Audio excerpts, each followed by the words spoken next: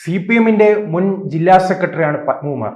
നിലവിലുള്ള ജില്ലാ സെക്രട്ടറിയായ രാജു പറയുകയാണ്, രാജു എബ്രഹാം ഇപ്പോഴും പത്മകുമാർ പാർട്ടിയുടെ ജില്ലാ കമ്മിറ്റിയിലുണ്ട്. അദ്ദേഹത്തെ ഒഴിവാക്കുന്നതിനെ കുറിച്ച് ചിന്തിക്കുന്നില്ല.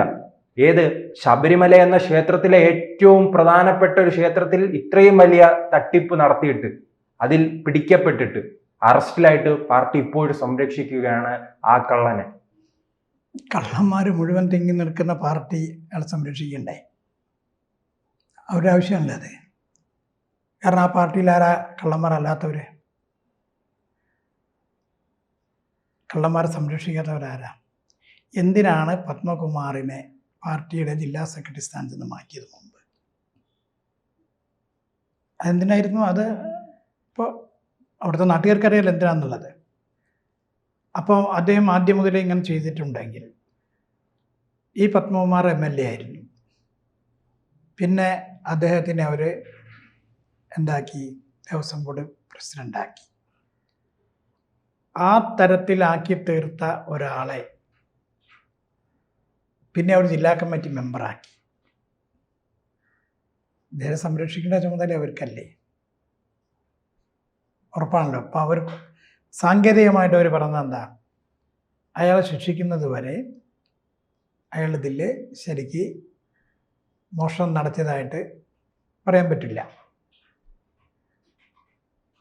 മറ്റുള്ള ചില കാര്യങ്ങളുടെ അടിസ്ഥാനത്തിലല്ലേ അയാളെ പ്രതിയാക്കിയിരിക്കുന്നത്.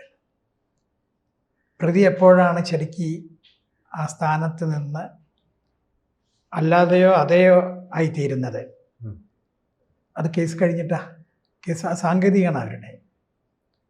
അതിനുവേണ്ടി പാർട്ടി രഹസ്യമായിട്ട്, ഈ പാർട്ടിയിൽ ഞങ്ങൾ പാർട്ടി ഇടപെടില്ല എന്ന് പറഞ്ഞാൽ രഹസ്യമായിട്ട് ഇടപെടുന്ന ചരിത്രമല്ല പാർട്ടിക്കുള്ളത്. എല്ലാ പാർട്ടിക്കും അങ്ങനെ തന്നെ ആയിരിക്കും.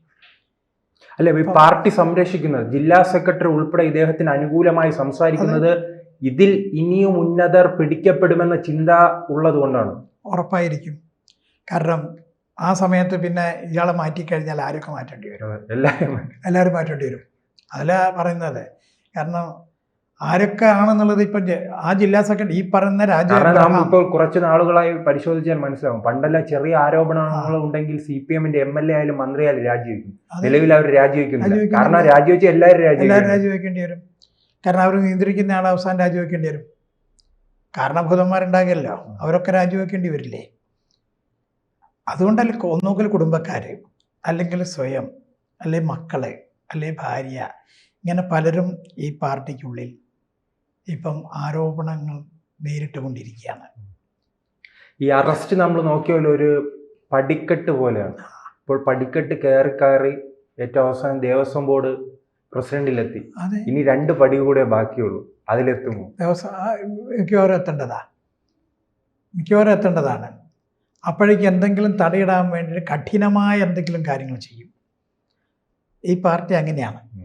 കഠിനമായ കാര്യങ്ങൾ ചെയ്യാൻ ഒരു മടിയും ഉണ്ടാവില്ല. തകർത്താൽ മതിയല്ലോ. ആ പരിശ്രമം നടത്തുന്ന ആൾക്കാരെ ഇല്ലാതാക്കുക. നമ്മൾ വിശ്വസിക്കുന്നുമില്ല, അങ്ങനെ ചെയ്യില്ല എന്ന് വിശ്വസിക്കാൻ പറ്റില്ല. ആ പ്രസ്ഥാനത്തിൻ്റെ, ആ പാർട്ടിയുടെ എല്ലാ നാളുകളായിട്ടുള്ള പ്രവർത്തന ശൈലി അങ്ങനെ ആയതുകൊണ്ട് അത് സംഭവിക്കും. ഏതായാലും പത്മകുമാറിനെ സംരക്ഷിക്കുക എന്നുള്ളത് പാർട്ടിയുടെ ആവശ്യമാണ്. കാരണം അയാൾ പാർട്ടിയുടെ ഉത്തരവാദിത്തപ്പെട്ട പ്രവർത്തകരാണ്. ആ പാർട്ടിയുടെ ഉത്തരവാദിത്തപ്പെട്ട സ്ഥാനത്ത് നിന്നുകൊണ്ടാണ് അയാളെ പ്രധാനമായുള്ള ഈ ചുമതല വഹിച്ചത്. അപ്പം പാർട്ടിയുടെ പ്രതിനിധി എന്നുള്ള നിലയ്ക്ക്, പാർട്ടി നോമിനേറ്റ് ചെയ്ത ആളെന്ന നിലയ്ക്ക്, പാർട്ടി തിരഞ്ഞെടുക്കപ്പെട്ട ആൾ എന്ന നിലയ്ക്ക് അയാളെ സംരക്ഷിച്ചില്ലെങ്കിൽ പാർട്ടിയുടെ സ്ഥിരം പരിപാടി ഇത് തന്നെയാണെന്നുള്ള ജനങ്ങൾ ചിന്തിക്കൂലേ? അവിടെ സംരക്ഷിച്ചേ പറ്റൂ. 2 തരത്തിലാണ്. ഒന്ന്, ആ നിലയ്ക്ക് സംരക്ഷിച്ചേ പറ്റൂ. അല്ലെങ്കിൽ നേരത്തെ പറഞ്ഞതുപോലെ ഇനിയും ഇതിൽ ഞങ്ങളുടെ ആൾക്കാർ കുടുങ്ങാൻ കിടക്കുന്നു. ഇത് ചർച്ചയായിട്ടുണ്ടാവും. മിക്കവാറും രഹസ്യമായുള്ള ചർച്ചയായിട്ടുണ്ടാവും. ഇതിൽ ഇന്ന കാര്യങ്ങൾ നടന്നത്.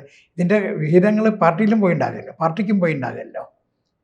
കാരണം ഇപ്പം അവർ ചിന്തിക്കാത്തതാണ് ഈ സമയത്ത് ഇങ്ങനത്തെ ഒരു സംഭവം അന്വേഷണത്തിൻ്റെ റിപ്പോർട്ട് വരും എന്നുള്ളത്. റിപ്പോർട്ടല്ല, തെളിവ്. കാരണം ശബരിമല സീസൺ 2ാമത്തേത് തെരഞ്ഞെടുപ്പ് നടക്കുന്നു. ഈ തെരഞ്ഞെടുപ്പിൽ അവർ ഇതല്ല ചർച്ച ചെയ്യപ്പെടുന്ന വിഷയം എന്നൊക്കെ പറയുന്നുണ്ട്. പക്ഷെ ഇത് ചർച്ചയാവില്ലേ? പ്രാദേശികമായിട്ടല്ലേ ക്ഷേത്രങ്ങളുള്ളത്, പ്രാദേശികമായിട്ടല്ലേ ശബരിമലയ്ക്ക് ആൾക്കാർ പോണത്. അപ്പോൾ സ്വാഭാവികമായിട്ടും എന്ത് സംഭവിക്കും? പ്രാദേശികമായിട്ട് ഈ മോഷണം, അവരാരാധിക്കുന്ന ഭഗവാന്റെ സാധനങ്ങൾ അത് മോഷ്ടിച്ചത് ചർച്ചയാകാതിരിക്കുകയോ? മോഷണക്കാർ ഇനി പാടില്ല എന്നുള്ള ഒരു ചിന്ത തെറ്റുണ്ടാകുമോ? അതുകൊണ്ട് തന്നെ ഇവരിപ്പം തത്തിക്കളിക്കുകയാണ്, ആക്ഷൻ എടുക്കാൻ തയ്യാറാവില്ല. ഈ വിധത്തിലാണ് അവരുടെ കാഴ്ചപ്പാട് വരാൻ പോകുന്നത്, നടത്തിക്കൊണ്ടിരിക്കുന്നത്. അതുകൊണ്ട് തന്നെയാണ് ഓരോ കോണിൽ നിന്നും വന്നു തുടങ്ങി. തെരഞ്ഞെടുപ്പ് ഈ കാര്യമല്ലല്ലോ ചർച്ച ചെയ്യേണ്ടത്, ഇത് പ്രാദേശികമായുള്ള വികാസം, പ്രാദേശികമായുള്ള കാര്യങ്ങളാണെന്നൊക്കെയാണ് ഇപ്പോൾ പറഞ്ഞുകൊണ്ട് വരുന്നതും പ്രസംഗിക്കുന്നതും ഇതെല്ലാം. പിന്നെ ഒരു ഉളുപ്പുമില്ലാതെ 2-3 ദിവസം മുമ്പ് സംസ്ഥാന തലത്തിലുള്ള നേതാക്കന്മാർ പ്രസംഗിച്ചിട്ടുണ്ട് തിരുവനന്തപുരത്ത്. ഈ ഭാഗത്ത് തൊട്ടതേയില്ല. ഇങ്ങനത്തെ ഒരു സംഭവം നടന്നാലൊക്കെ ലോകം മുഴുവൻ അറിയപ്പെടുന്ന ഏറ്റവും പ്രധാനപ്പെട്ട സംഗതി അതിനെ സംബന്ധിച്ചിട്ട് തൊട്ടിട്ടില്ല. അപ്പോൾ അവർക്ക് സ്വയം മനസാക്ഷി കുത്തുണ്ട്. ഞങ്ങളുടെ ആൾക്കാർ തന്നെ മോഷ്ടിച്ച സംഗതിയെക്കുറിച്ചിട്ട് ഞങ്ങൾ പറയുന്നത് ശരിയല്ല എന്നൊരു മനസാക്ഷി കുത്ത് നേതൃത്വത്തിനുണ്ട്. ആ പരിപാടിയിൽ സാധാരണക്കാരല്ല പങ്കെടുത്തത്. എല്ലാ പാർട്ടിയുടെയും സംസ്ഥാന സെക്രട്ടറിമാരുണ്ടായിരുന്നു, ഇടതുപക്ഷത്തിൻ്റെ ബഹുമാന്യനായ മുഖ്യമന്ത്രി ഉണ്ടായിരുന്നു, ഇവരെല്ലാവരും ഉണ്ടായിരുന്നു. പക്ഷെ അതിലൊന്നും ഈ വിഷയങ്ങളിലേക്ക് കടന്നതേയില്ല. അല്ലെങ്കിൽ ശബരിമലയിൽ ഒരു മോഷണം നടന്നു കഴിഞ്ഞാൽ അതിനെക്കുറിച്ച് എന്തെങ്കിലും വാക്കുകൾ പറയണ്ടേ? പക്ഷേ ഇതൊന്നും നടക്കാത്തതിൻ്റെ കാരണം ഇവരെ പാർട്ടിയെ ഇനിയും ഏതോ വലിയ തിമംഗലങ്ങൾ, ഇപ്പം ചെറുതറുതെ കുടുങ്ങിയിട്ടുള്ളൂ, തിമംഗലങ്ങൾ കുടുങ്ങാൻ കിടക്കുന്നു. അതുകൊണ്ട് തന്നെ ഇവർക്ക് വിമർശിക്കാനോ മറ്റൊരു വിധത്തിലോ സാധ്യമല്ല എന്നുള്ളതിൻ്റെ തെളിവാണ് ഇതിനെക്കുറിച്ച് സംസാരിക്കാത്തതെല്ലാം. അതാണ് മനസ്സിലാക്കേണ്ടത്.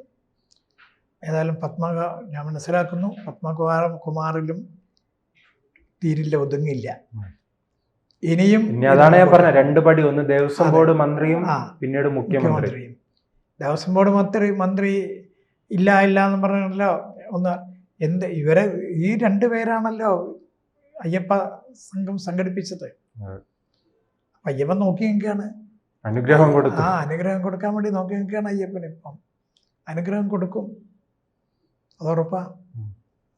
അതോടൊപ്പം തന്നെ ഈ പാർട്ടി സംരക്ഷിക്കുന്നു. അതിനു മുൻപ് നാം പണ്ടൊരു കാര്യം ചർച്ച ചെയ്തിട്ടുണ്ട്, പാർട്ടി ദേവസ്വം ബോർഡിൽ പിടിമുറക്കുന്നു.